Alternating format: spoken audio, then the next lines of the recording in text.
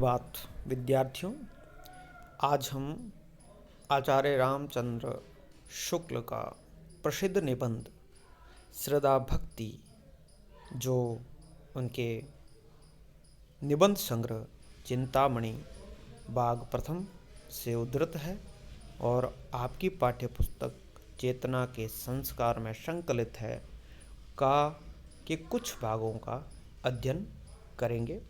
यह निबंध के अंतिम भाग है। वो कहते हैं, महात्माओं के ऊपर श्रद्धा मात्र करके हम उन्हें जीवन शक्ति द्वारा उपार्जित कोई फल अर्पित कर सकते हैं, पर उनके भक्त होकर हम उन्हें अपने जीवन ही के कुछ अंश को अर्पित कर देते हैं। हम श्रद्धा और भक्ति में हमने श्रद्धा और प्रेम में अंतर देखा। अब श्रद्धा और भक्ति में अंतर। श्रद्धा और प्रेम के योग का नाम भक्ति। हम कल इस परिभाषा को पढ़ चुके हैं। महात्माओं, ये लेखक कह रहे हैं, निबंधकार आचार्य रामचंद्र शुक्ल, महात्माओं के ऊपर श्रद्धा मात्र करके हम उन्हें जीवन शक्ति द्वारा उपार्जित कोई फल अर्पित कर सकते हैं, पर उनके भक्त होकर हम उन्हें अपने जीवन ही के कुछ अंश को अर्पित करते हैं।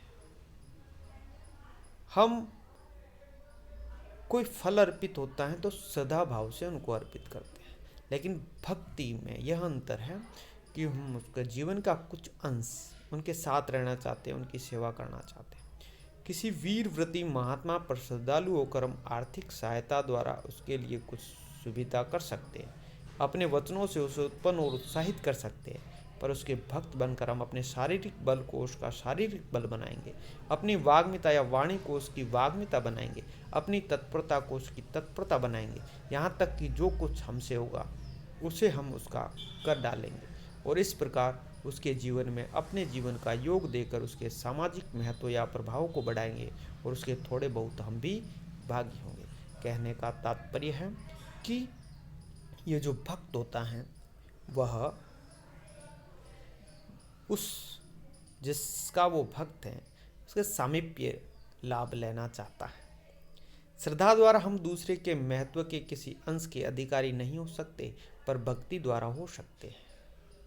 यहाँ तक कि दूसरे की भक्ति करके हम तीसरे की भक्ति के अधिकारी हो सकते हैं। राम पर अनन्य भक्ति करके हनुमान अन्य राम भक्तों की भक्ति के अधिकार हुए। यह श्रद्धा रख के नहीं हो सकता।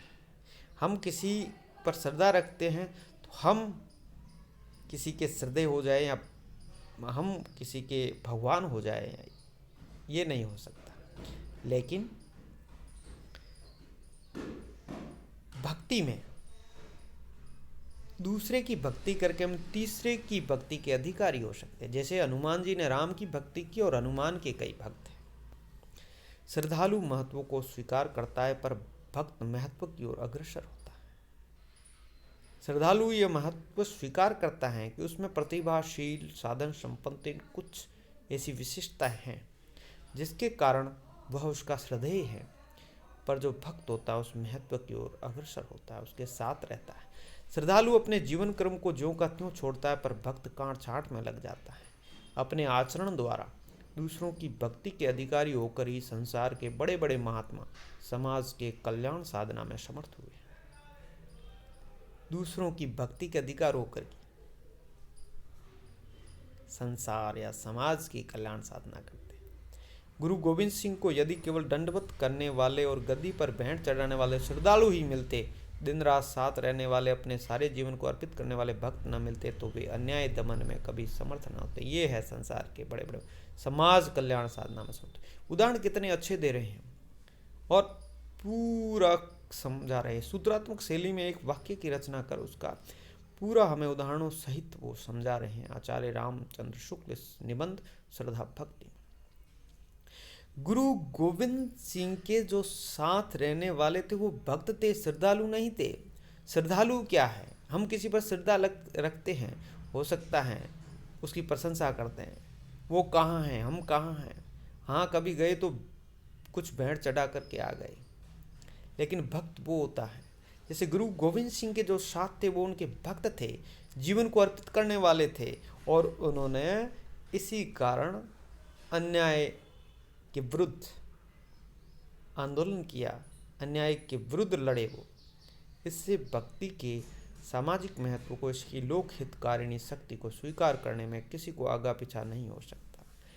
सामाजिक महत्व भक्ति का ज़्यादा है, श्रद्धा का इतना नहीं।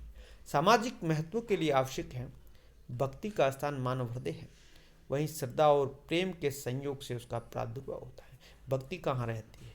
मनुष्य के हृदय में, और यह कब पैदा होती है? श्रद्धा और प्रेम के योग से। अतः मनुष्य की श्रद्धा के जो विषय ऊपर कहे जा चुके हैं, उन्हीं को परमात्मा में अत्यंत विशद रूप में देख कर ही उसका मन खिंचता है और वह उस विशद रूप विशिष्ट का सामीप्य चाहता है।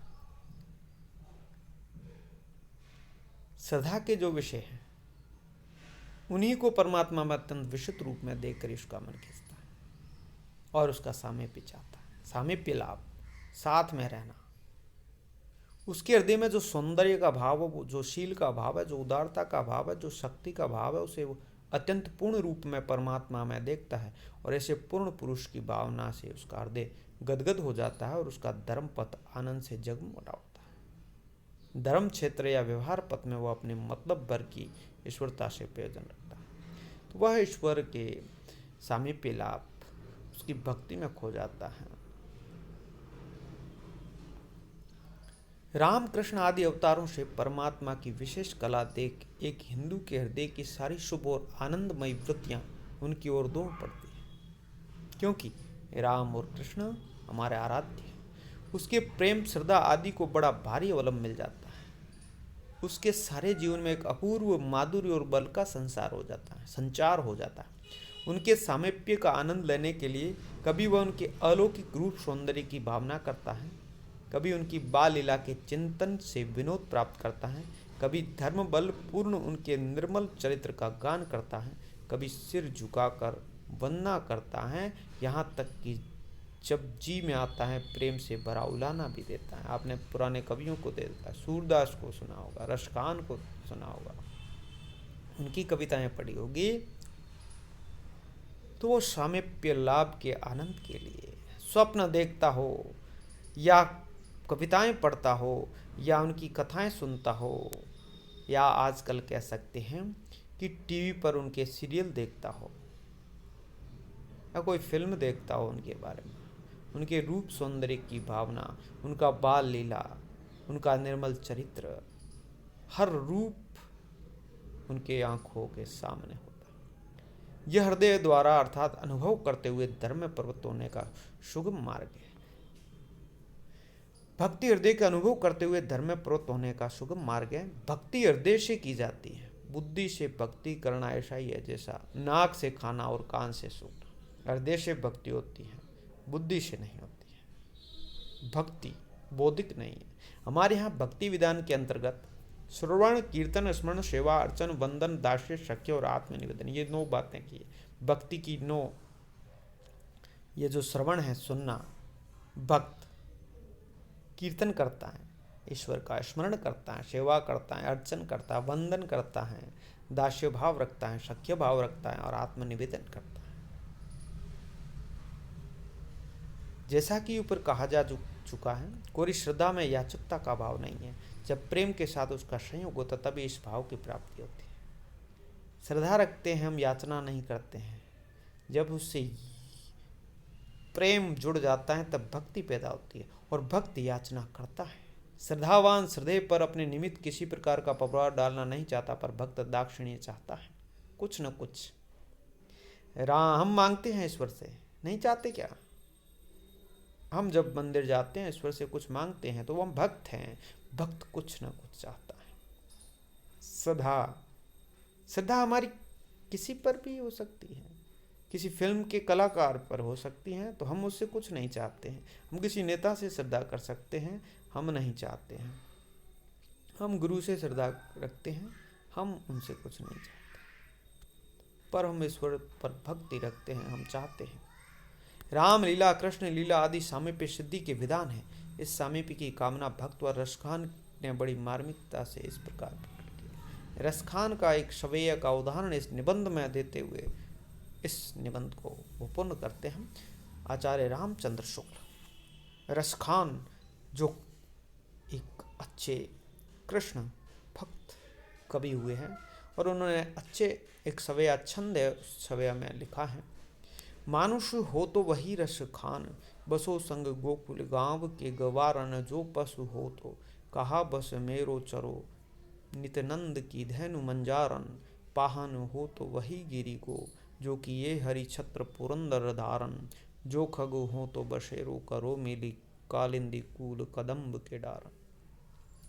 ये सामीप्य लाभ भक्ति का एक अच्छा उदाहरण। कृष्ण भक्त रसखान हर वक्त कृष्ण के साथ रहना चाहते हैं और वह ईश्वर से मांगते हैं, वो ही दाक्षिण्य चाहते हैं। वो क्या मांगते हैं कि मुझे अगर मनुष्य बना दे तो गोकुल गांव में पैदा करे, मुझे अगर पशु बना दे तो नंद की धेनु उसके गायों के बीच में चरता फिरूं, मुझे अगर पाहन बना दे, पत्थर बना दे, उस गिरी या उस पर्वत का बना दे जो हरि ने, श्री कृष्ण ने उस पुरंदर यानी इंद्र के कारण अंगुली पे धारण किया था, और मुझे खग या पशु बना दे, पक्षी बना दे तो मैं वहाँ बसेरा करूँ। कहाँ पर?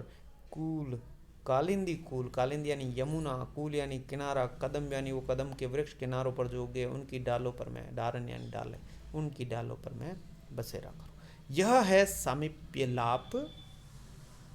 वह भक्त कार्य हमेशा उनके साथ रहना चाहता है और ईश्वर से ये मांग कर रहा है कि मुझे 4 स्थितियां अगर दे दें, मुझे मनुष्य बना दे, मुझे पशु बना दे, मुझे पत्थर बना दे और मुझे पक्षी बना दे, तो मैं हर वक्त उस गोकुल गांव के आसपास रहूं, मैं श्री कृष्ण के साथ रहूं, मैं उन गायों के साथ रहूं, मैं उस पर्वत का पत्थर हूँ, मैं यमुना के किनारे कदम्बों के डालों पर अपना घोंसला बना दूं। तो इस प्रकार यह श्रद्धा और भक्ति, हम कुछ जो भाग हमने पढ़े हैं इतना ही अध्ययन करेंगे। आचार्य रामचंद्र शुक्ल के ये प्रसिद्ध निबंध जो चिंतामणि में संग्रहित हैं, और इनकी जो भाषा है पहले ही मैं बता चुका हूँ, खड़ी बोली हिंदी है। इन्होंने कई प्रकार की शैलियों में निबंध लिखे हैं, तत्संप्रदान भाषा है, और एक अच्छे निबंधकार हैं, अच्छे आलोचक हैं, अच्छे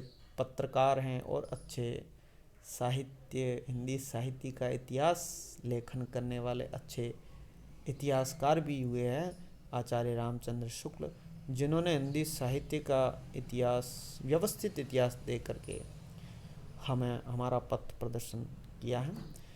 आज हम इतना ही पढ़ेंगे। धन्यवाद।